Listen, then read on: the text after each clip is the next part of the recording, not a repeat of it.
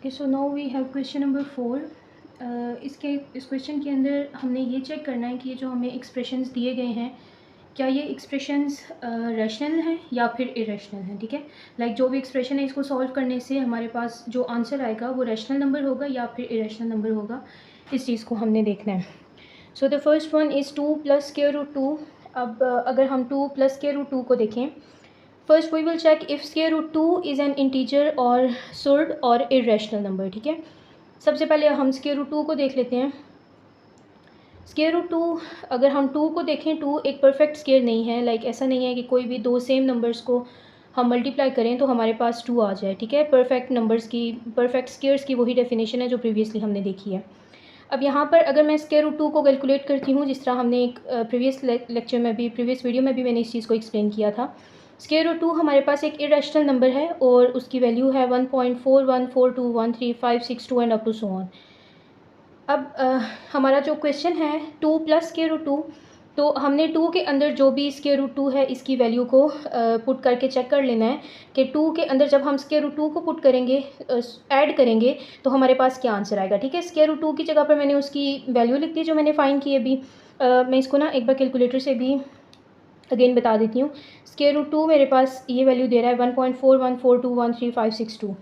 तो इसको जब हम 2 के साथ ऐड करेंगे, ठीक है, जो वैल्यू हमारे पास आई स्क्वायर रूट 2 की, जब मैं इसको 2 के साथ ऐड करूँगी, ठीक है, मैं यहाँ से इसको ऐड कर देती हूँ, तो इट गिव्स 3.4142135662।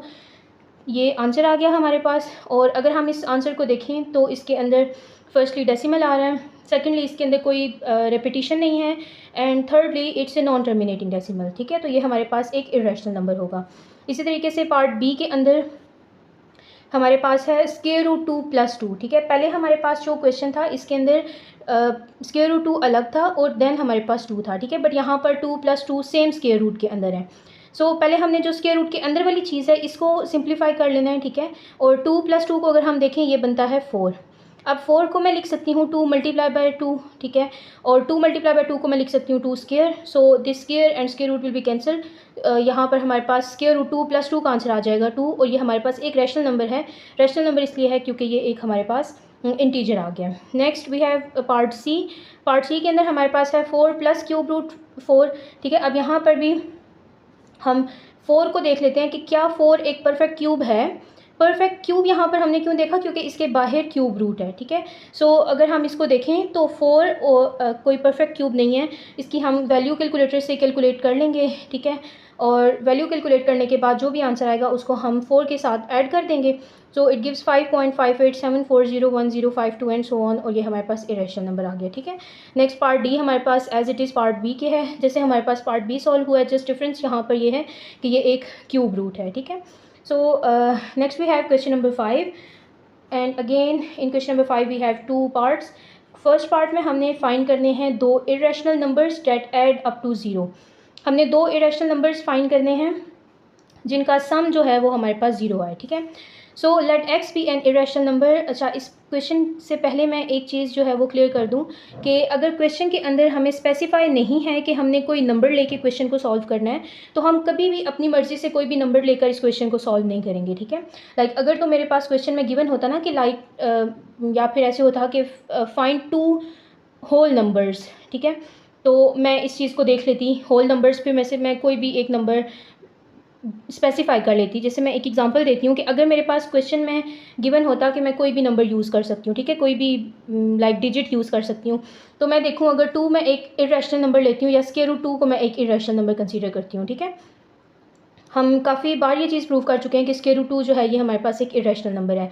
अब अगर मैं स्क्वायर रूट 2 को देखूँ, ये इरेशनल नंबर है, and similarly minus square root 2 भी जो है वो एक इरेशनल नंबर है। ठीक है, अब अगर मैं दो सेम मतलब इन्हीं दो नंबर्स को, अब ये दोनों इरेशनल नंबर्स आ गए हैं और क्वेश्चन में हमारे पास है कि find 2 irrational numbers that adds up to 0। ठीक है, यानी कि हम उन दो नंबर्स को ऐड करें और आंसर में हमारे पास 0 आ जाए।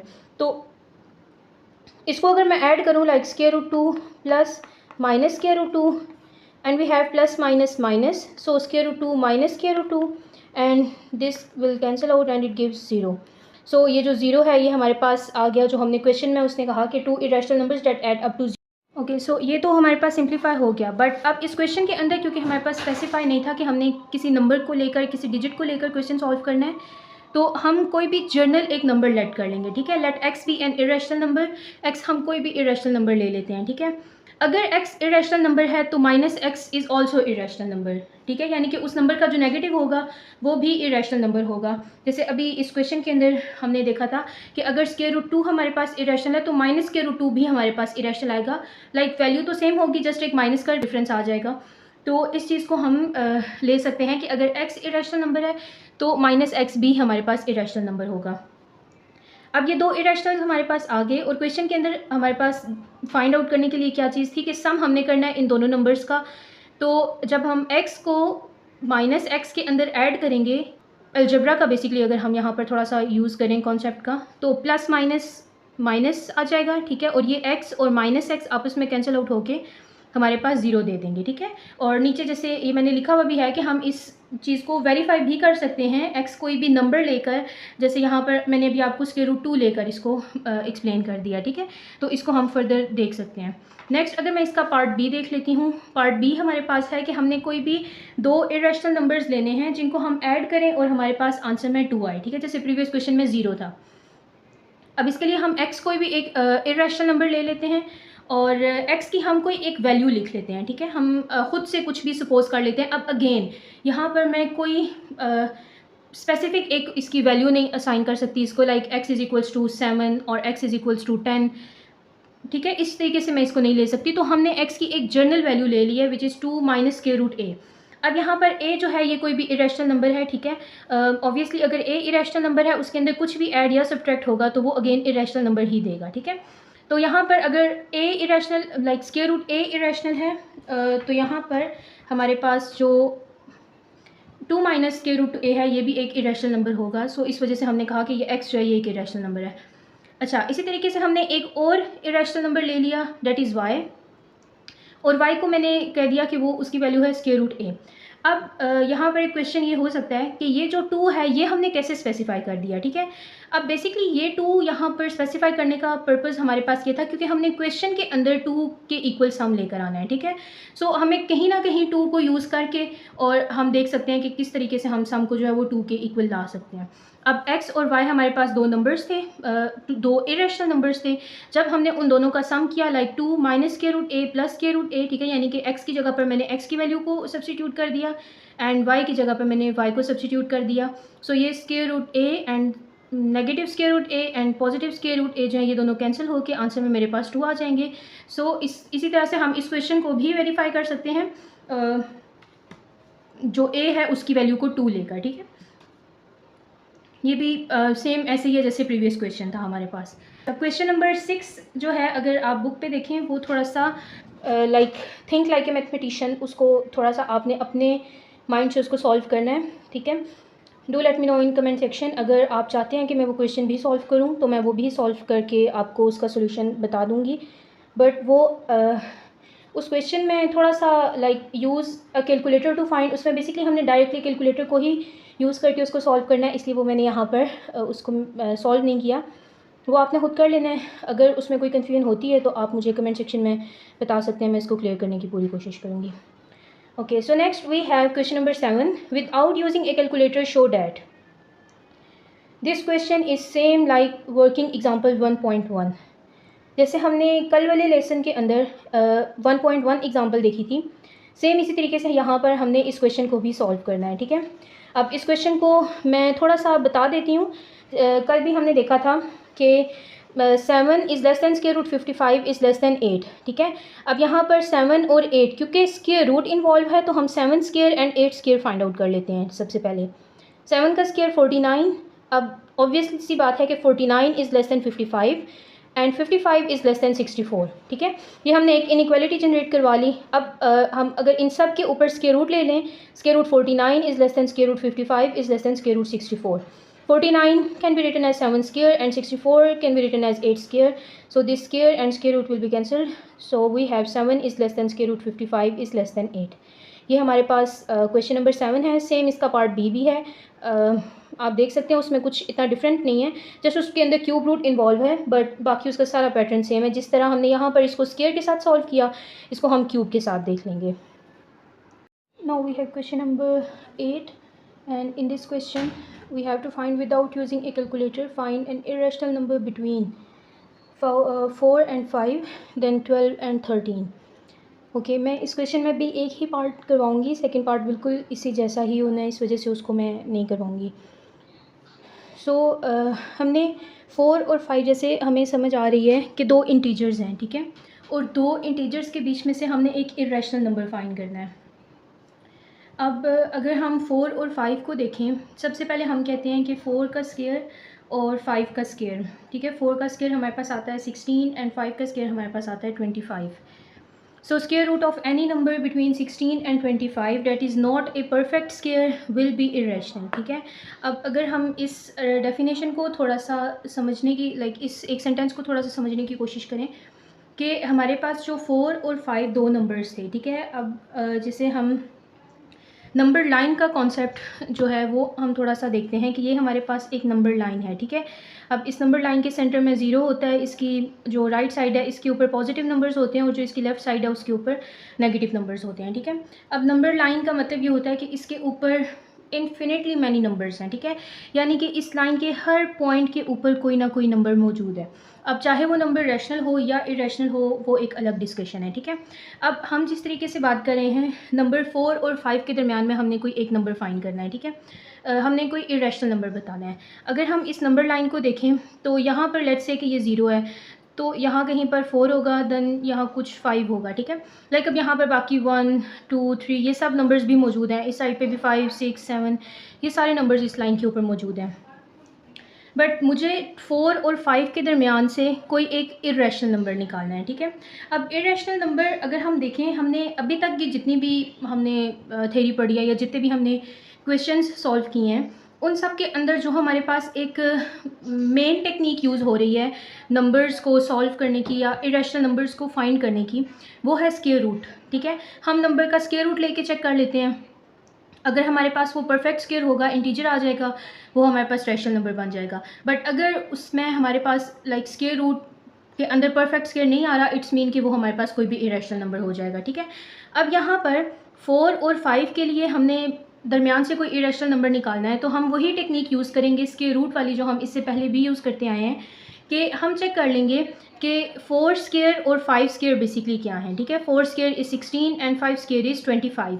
अच्छा, अगर हम इस क्वेश्चन को रिलेट करना चाहें तो ये थोड़ा सा प्रीवियस क्वेश्चन से भी रिलेट हो सकता है। जैसे हमने प्रीवियस क्वेश्चन देखा, 7 और 8 दो कंसेक्टिव नंबर्स थे और उसके दरमियान से हमने हमने किसी एक नंबर को शो करवाना था, किसी एक इरेशनल नंबर को हमने शो करवाना था कि वो उन दो इंटीजर्स के बीच में या दो रैशनल्स के बीच में लाई कर रहा है, ठीक है। तो इस क्वेश्चन के अंदर भी सेम वही हम टेक्निक एक यूज़ करेंगे। 4 और 5 के हमने स्क्वायर्स ले लिए which is 16 and 25। So it means के वो तमाम स्क्वायर रूट ऑफ नंबर्स और वो नंबर्स जो कि परफेक्ट स्क्वायर्स नहीं होंगे, ठीक है। यहाँ पर जो लाइन लिखी हुई है, square root of any number between 16 and 25।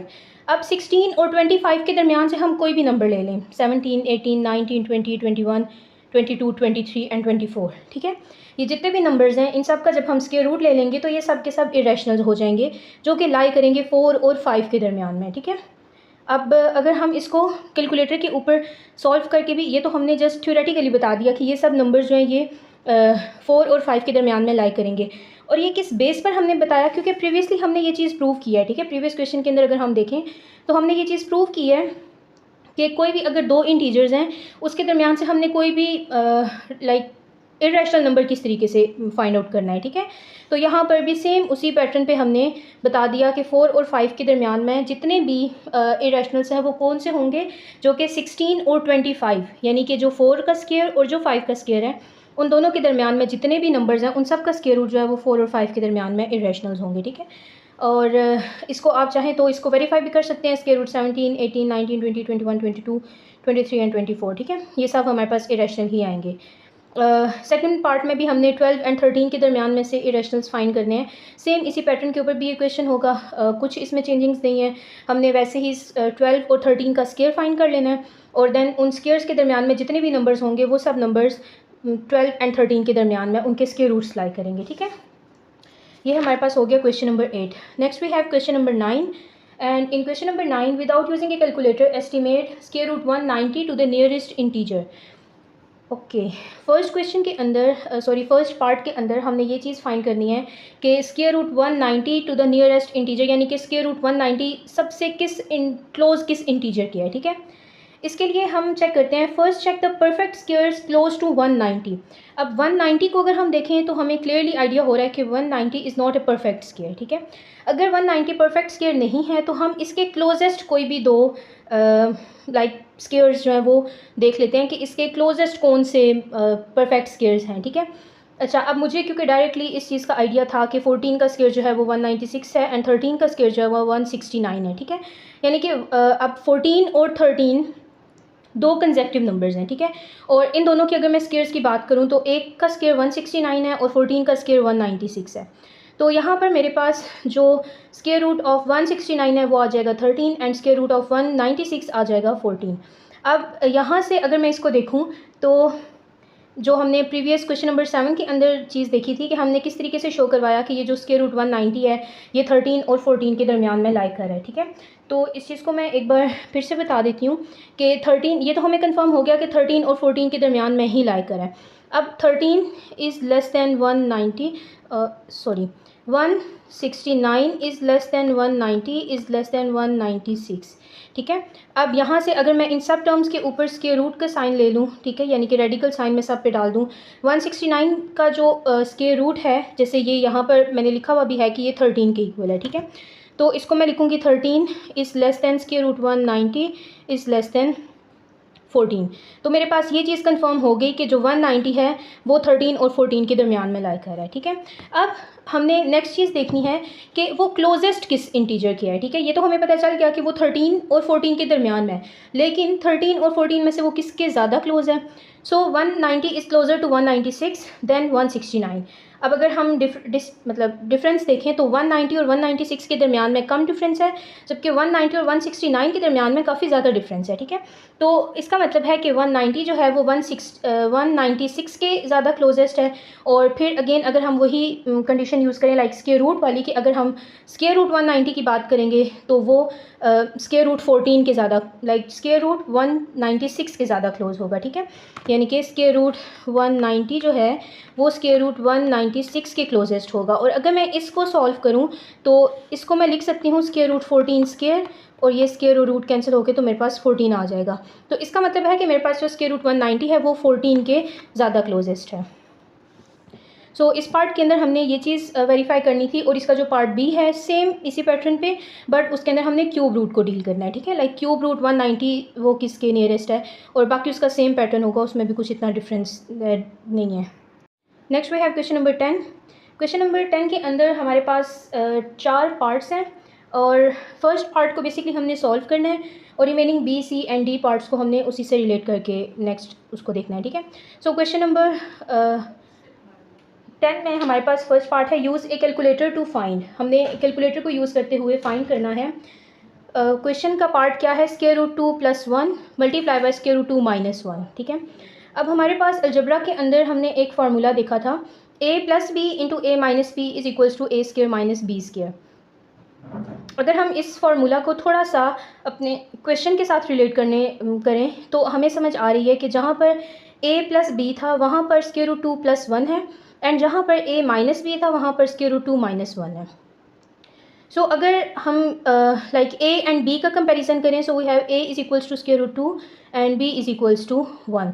और फार्मूला के अकॉर्डिंग अगर हम इसकी सब्सटीट्यूशन करें तो square root 2 + 1 × square root 2 - 1 is equals to a का स्क्वायर, a था हमारे पास स्क्वायर रूट 2 और फिर उसका स्क्वायर -1 का स्क्वायर, तो ये स्क्वायर और स्क्वायर रूट आपस में कैंसिल आउट होके 2 - 1 आ जाएगा। अच्छा, अब इसका एक अल्टरनेटिव मेथड क्या है कि हम डायरेक्टली कैलकुलेटर से स्क्वायर रूट 2 की वैल्यू निकाल लें, और फिर उसमें हम पहले 1 को ऐड कर लें, फिर उसमें 2 उसमें से 1 को सब्ट्रैक्ट कर लें, और जो हमने क्वेश्चन में फाइंड करना है square root 2 + 1 multiply by square root 2 - 1, इन दोनों को आपस में जो भी वैल्यूज़ आई हैं मल्टीप्लाई करके चेक कर लें तो हमारे पास आंसर 1 आ जाएगा।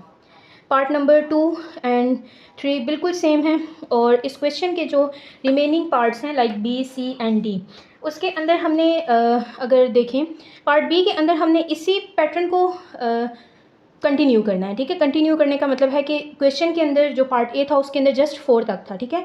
नेक्स्ट हमने इसी पैटर्न को लेकर चलना है। देन हम इसको 5 के लिए चेक कर लेंगे, square root 5 + 1 into square root 5 - 1, then 6, 7, 8, 9 and up to so on, ये इसी तरीके से चलता जाएगा, ठीक है। अब अगर हम इस क्वेश्चन नंबर बी को देखें, लाइक पार्ट बी को देखें, इससे हमने पार्ट नंबर सी को सॉल्व करना है। पार्ट नंबर सी है generalize the result to find square root n + 1 into square root n - 1। अब यहाँ पर ये जो n है ये हमने एक जनरल नंबर ले लिया, ठीक है, और हमने ये जो अपना हमने एक पैटर्न बना लिया, इस पैटर्न को हमने इस जनरलाइज टर्म के लिए सॉल्व करना है, ठीक है।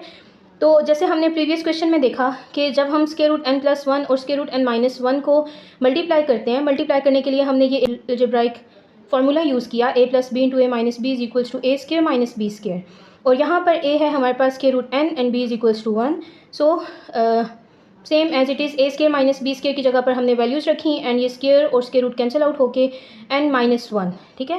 वी हैव n - 1, ये हमारे पास एक जनरलाइज टर्म आ गई है।